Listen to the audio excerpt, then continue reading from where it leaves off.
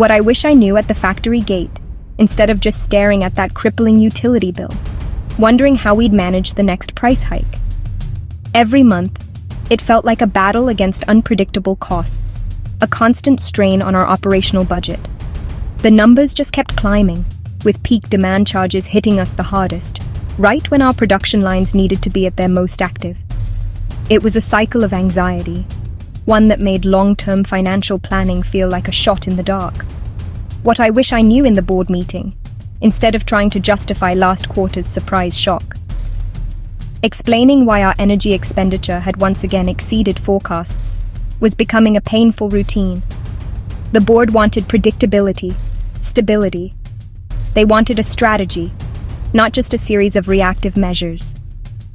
We were managing a modern manufacturing facility in one of the world's fastest-growing economies, yet our energy planning was stuck in the past, hostage to a volatile grid. And what I wish I knew when planning for future capacity, instead of guessing at energy fees blindly. How could we confidently invest in new machinery or expand our production lines when the single biggest operational variable, our power cost, was a complete unknown? This uncertainty was a handbrake on our growth, a risk that was becoming too big to ignore. The answer, it turns out, wasn't hidden in complex financial instruments or desperate cost-cutting. It was shining right above us. It was a national transformation, a strategic shift powered by the sun. Over the last decade, India's national solar mission catalyzed a monumental shift.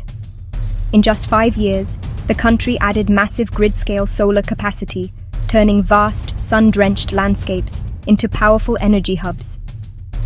Simultaneously, a quiet revolution was happening on the rooftops of factories and warehouses across the nation, from the industrial corridors of Gujarat to the manufacturing hubs in Tamil Nadu. This wasn't just about environmental policy, it was a direct intervention in the energy market. An industry immediately felt the impact. The first and most significant change was the price. As gigawatts of solar power flooded the grid during daylight hours, power purchase prices dipped across many regions. The abundant, low-cost solar energy created a new market dynamic.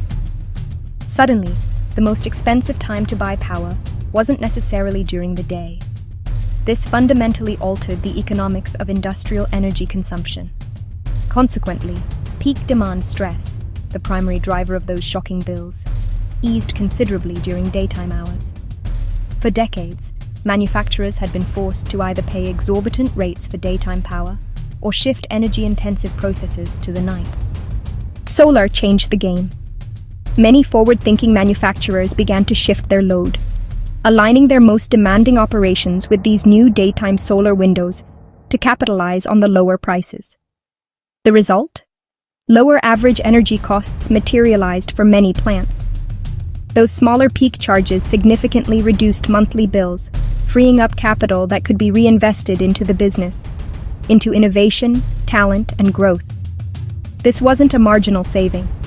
For many, it represented a double-digit percentage drop in their energy spend. And as a powerful co-benefit, measurable emission cuts followed across the sector.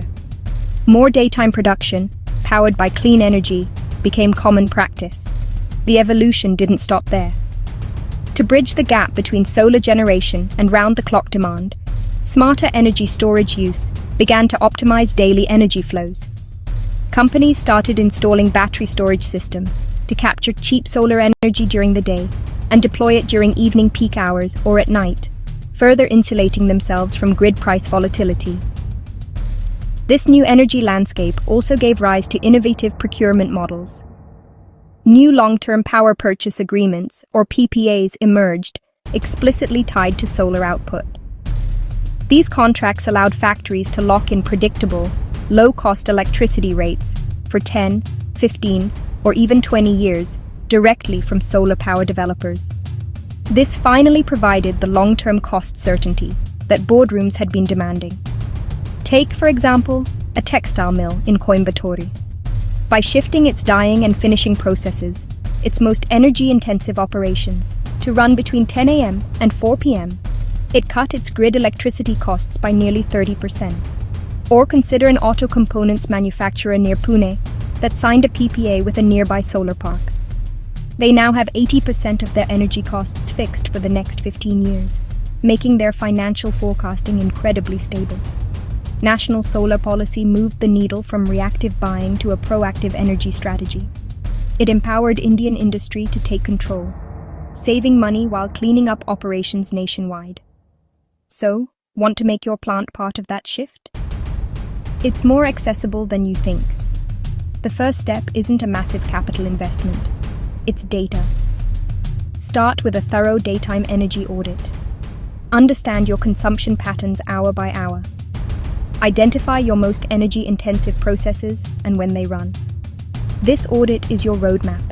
It will reveal your specific opportunities for load shifting and show you the precise business case for investing in on-site solar or signing a solar PPA. Knowledge, in this new energy era, is not just power, it's profit.